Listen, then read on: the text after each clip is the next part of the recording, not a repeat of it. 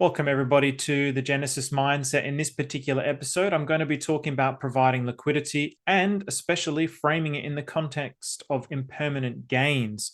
So, everybody is always afraid of impermanent losses, but I choose not to look at it as impermanent losses. This is something that Sonny the detective brought to my attention, and it really made me rethink this and reframe it in my mind. So, what I'm going to actually do in this particular episode, I'm just going to quickly show you how you can actually search people's channels to provide more information on the things you're looking for.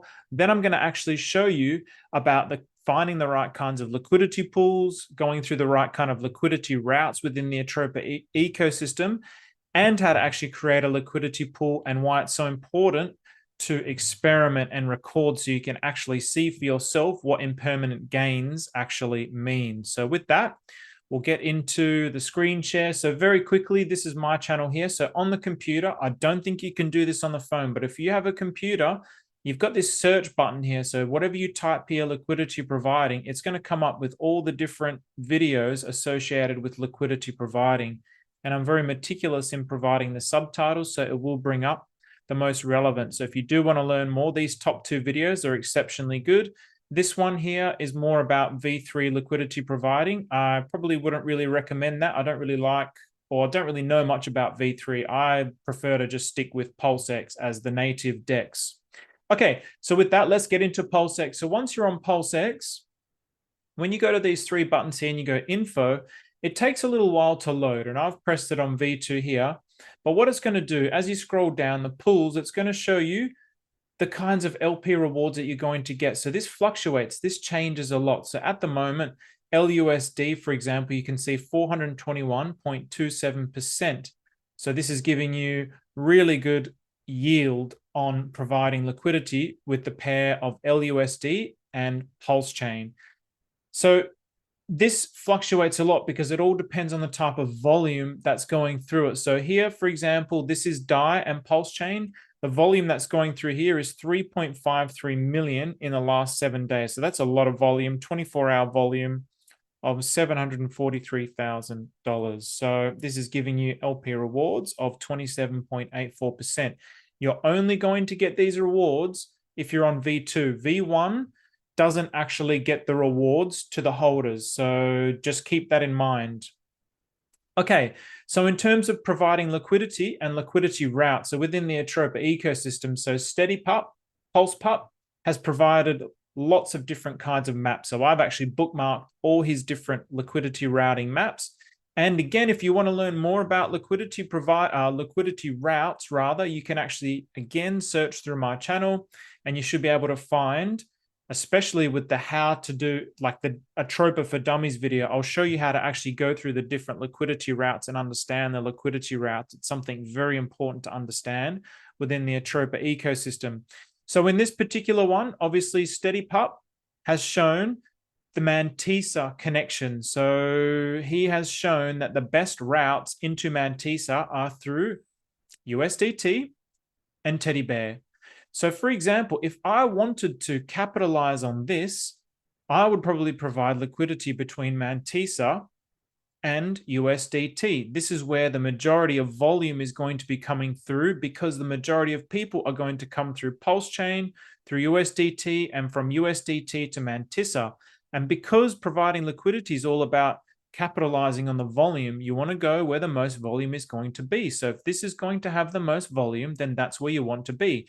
Now, the arbitrage bots that connect all these together are going to generate volume in all these pools anyway, but nevertheless, you still want to be in ones where it's not just being generated by arbitrage, but actually by users transferring liquidity. So with that in mind, so that's the liquidity routes. With that in mind, let's actually have a look at creating a liquidity pool. So what I'm going to do is, this is Atropa to Pulse Chain. So very, very quickly, so this is Dex Screener. So I would look for Atropa and you want to verify all the contracts. I'm not going to show you how to do that in this particular video, but if I want to now provide liquidity in Atropa to Pulse Chain, and I'll show you why Atropa to Pulse Chain in just a moment, I would copy this address simply by clicking here. So this is my Atropa.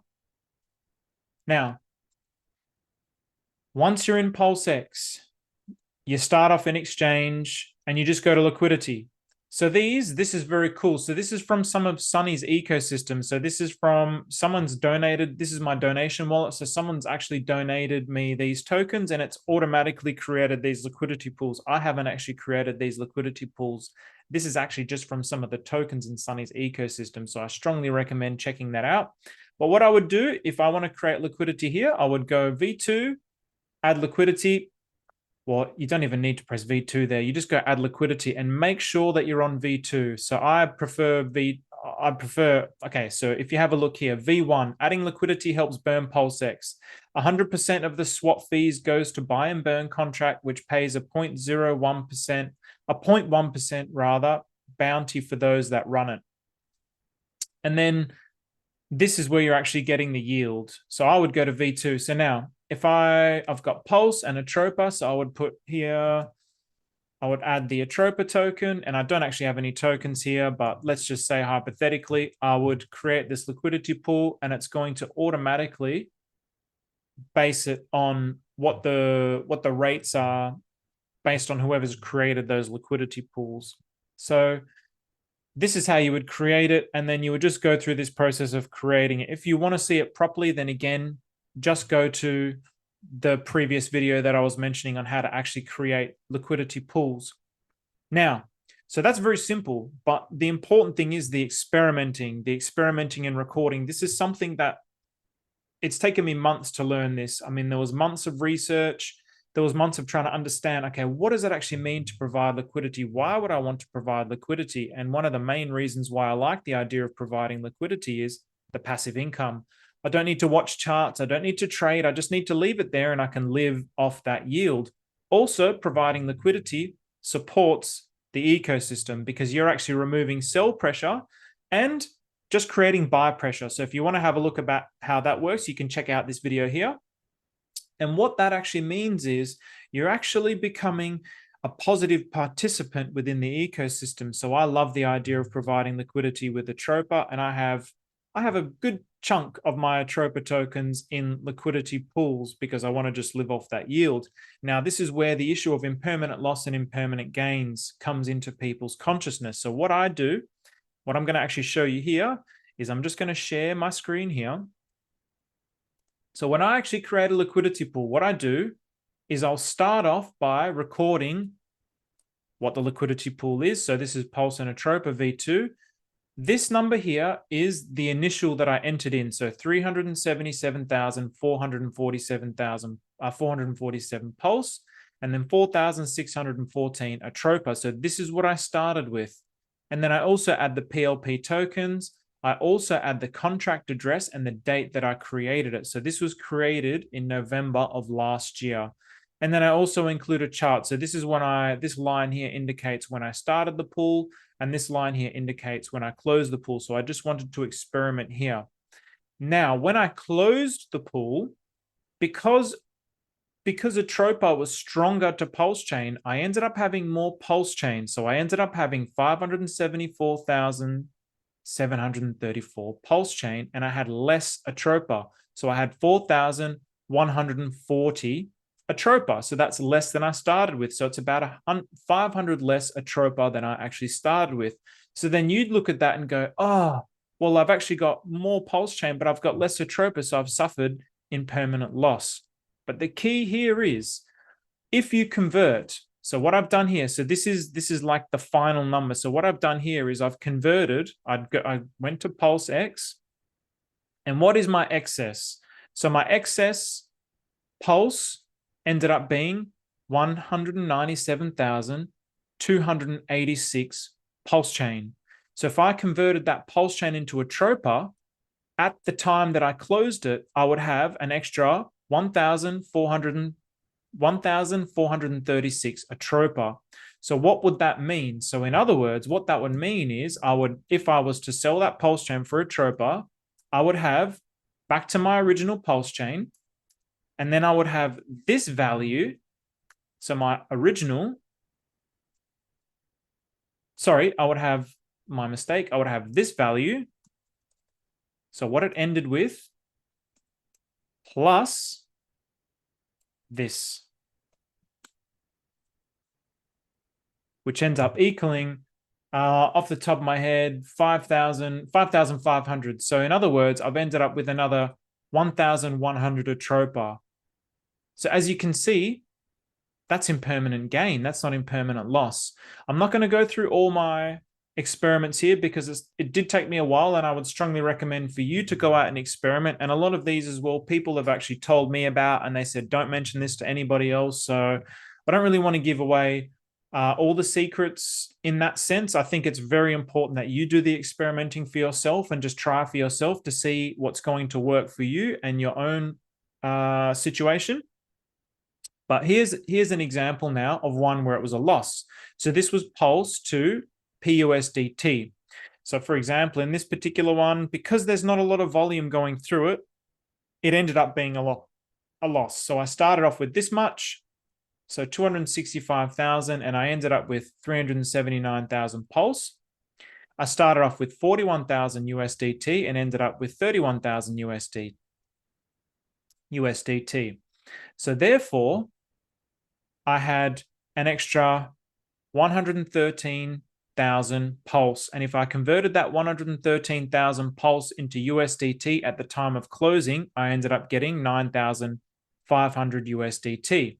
Now you can see then 32,000 plus 9,500, it was a loss. It was just a loss. So it was not a big loss, but it was a small loss. So what it needs to be, this number plus this number needs to be more than this in order for it to be impermanent gains. So this is the thing. So because this is a chart, this is a liquidity pool that doesn't actually have a lot of volume going through it yet. Doesn't have a lot of volume going through it yet. This ended up being impermanent loss. But this is where you want to start paying attention to the Atropa ecosystem. You want to start paying attention to where are the moves going to be. So for example, yesterday I released a Mantissa video, and Mantissa was brought to my attention by Steady Pup in this chat here. So I strongly recommend this chat. That's also an extremely good chat to learn more about arbitrage, bots, liquidity providing, and his ETF structured system of PLS Pup. Now, once I'm looking at this and going, okay, well, I'm anticipating USDT, the Pulse chain USDT, is going to be bigger in the future. At the moment, all the attention is going to PDI, but what about PUSDT? So I think this is going to be something that's going to happen more and more in the future as more and more people feel like they're missing out on PDI. Let's say PDI gets to 50 cents, PUSDT might only be 30 cents or 35 cents. So it's going to be like a much better buy. And then so the volume can possibly start flowing through Pulse chain into PUSDT rather from Pulse chain to PDI. So in all my experiments, because PDI has got a lot of attention in all my experiments and all my liquidity pools that I created, PDI won in every single one of them. Teddy Bear won in every single one of them because there's a lot of volume that flows through those tokens, that flows through those pairs. Again, if there's not a lot of volume that flows through those pairs, then really your tokens are just going to fluctuate without any volume. So that's where the impermanent loss happens. But if you've got a lot of volume going through it, your tokens are going to fluctuate, but they're forever moving up because you've got that volume that's coming through it. So I hope that makes sense. And if it doesn't, I can only encourage you to start doing this for yourself. So what I would recommend is look for the things with a lot of volume. Look for the things which you believe in. Look for the tokens which you really like within the Atropa ecosystem and create pairs between the two. Pools between the two pairs. And again, really think about it. Not just, oh, I like, for example, I like Monat Money and I like PDI. There might not even be a liquidity pool between those two. You might be the first one to create that liquidity pool, which means there's not likely going to be a lot of volume that's coming through there. But that's not necessarily going to be the case. You can actually front run these things for yourself. So keep all of that in mind. And again, just experiment, record when you actually created it, record how much you actually created with, record what the volume was at the time in that pool, record what the market cap was in that pool at the time, record what the liquidity was in that pool at the time, and just monitor over a month, a 2-month period, and just see how you go. And then start to go deep into the ones that you really like. So there's ones that I have in all my experiments. There's ones that are like exceptional compared to the rest. And the ones that are exceptional, I've gone balls deep in because they're really good. So basically on both sides, Like, for example, there was one TRSI and Hex, eHex. That was one of the first liquidity pools that I created. And on both sides, because I was a first creator as well, on both sides, there's more Hex and more TRSI. So there is no loss on either side. They're like the GOAT liquidity pools, but they're very hard to come by.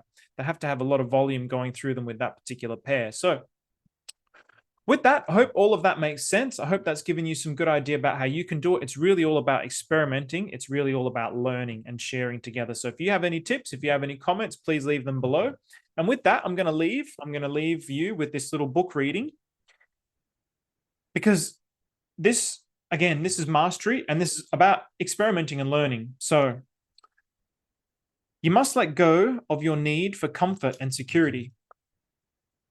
Creative endeavors are by their nature uncertain. You may know your task, but you are never exactly sure where your efforts will lead. If you need everything in your life to be simple and safe, this open-ended nature of the task will fill you with anxiety. If you're worried about what others might think and about how your position in the group might be jeopardized, then you will never really create anything. You will unconsciously tether your mind to certain conventions, and your ideas will grow stale and flat. If you're worried about failure or going through a period of mental and financial instability, then you will violate the primary law of the creative dynamic, and your worries will be reflected in the result.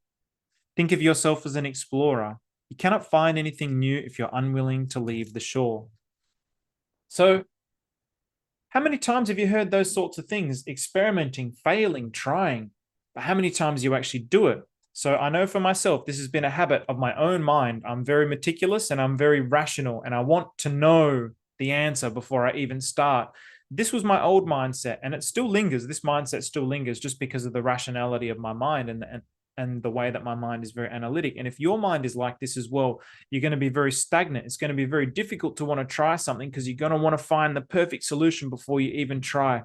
But you have to experiment, you have to learn, you have to think long term. So everything is about thinking long term and having that mindset of delayed gratification that Richard Hart always talks about. So experiment, learn, provide different liquidity pools, and you yourself will find things that others might not necessarily be able to find. So I've been able to find things that people haven't told me, and vice versa. So with that in mind, keep learning, keep growing, keep experimenting, and good luck. And if you learn anything that you want to share, if you want to have a discussion with me in private, let me know. Not Telegram, Twitter. Twitter's the place to talk to me. So just send me a follow.